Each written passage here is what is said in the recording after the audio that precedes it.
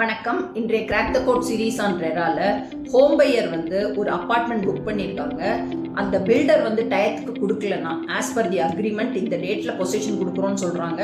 ஆனா அதுக்கு டிலே ஆச்சுன்னா என்னெல்லாம் ரெமெடி அவைலபிள்ங்கிறத பத்தி இன்னைக்கு தெரிஞ்சுப்போம்.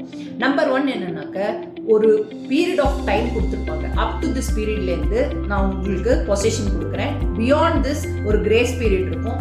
அதையும் தாண்டி போச்சுனாக்க 10% of the amount paid, assuming நீங்க ஒரு 50 lakhs கொடுத்திருக்கீங்கனாக்க 10% can be claimed as a penalty.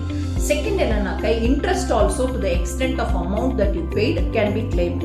It can range from 9% to 12% as per the rule specified. Tamil Nadu ரெரால் ரூல்ஸ்ல எப்படி சொல்லியிருக்காங்களோ அது பிரகாரம் உங்களுக்கு interest on the payment that you have already made to the builder can be claimed as a refund. மூணாவது remedy என்னன்னாக்க, நீங்க வேணும்னாக்க RERA authorities கிட்ட complaint பண்ணலாம் regarding your delay in taking possession from the filter.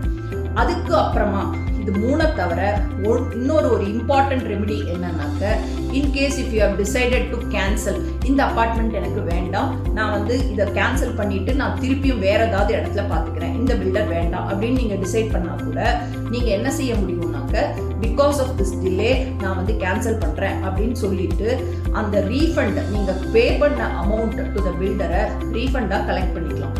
இது 4 important remedy with respect to the home pier. Stay tuned for more on RERA. Bye from CS Jatha.